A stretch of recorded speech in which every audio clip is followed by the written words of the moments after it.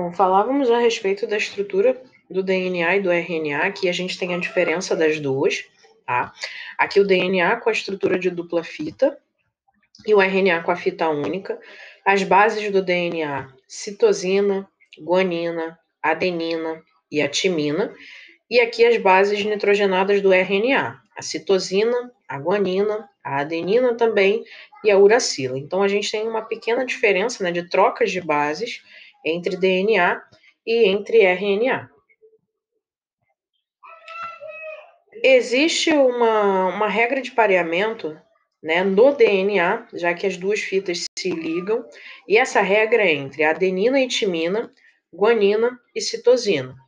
Então, a adenina só se liga com a timina e a guanina só se liga com a citosina. E aqui é uma regrinha para a gente lembrar, né, uma dica para a gente lembrar dessa regra de pareamento. Então, adenina com timina, guanina com citosina. Se de um lado da minha dupla fita eu tenho um T, do outro lado, obrigatoriamente, eu tenho que ter um A. Se de um lado eu tenho um G, obrigatoriamente do outro lado eu tenho que ter um C. No RNA, a gente não tem essa regra de pareamento porque existe uma fita única, né? Então, no DNA, eu não tenho ligação com outro lado ou com outra fita.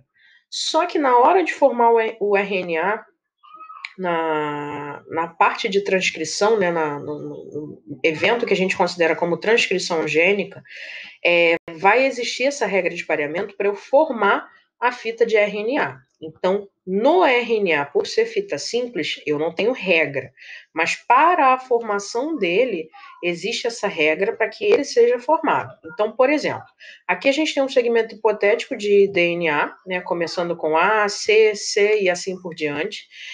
E essa aqui é um dos lados, esse aqui é um dos lados da fita de DNA que se abriu para servir de molde para a fabricação de um RNA mensageiro. Então, se na fita de DNA eu tenho um A, o meu RNA mensageiro vai ter um U. Se no DNA eu tenho um C, o meu mensageiro vai ter um G. E assim por diante. A regra segue muito parecida com a do DNA, só que no local do T eu passo a ter um U para fazer essa complementação.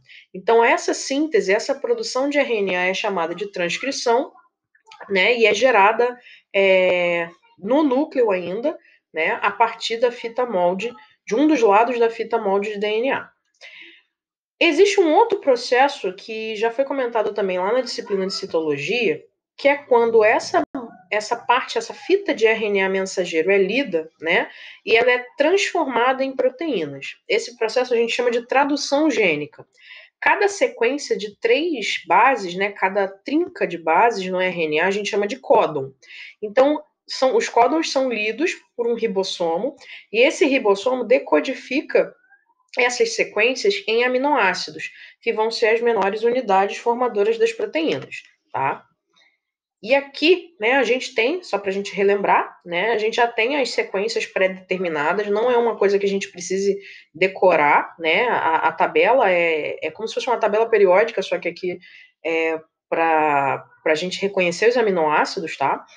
Então aqui a gente tem as sequências e o aminoácido que ela vai gerar, tá?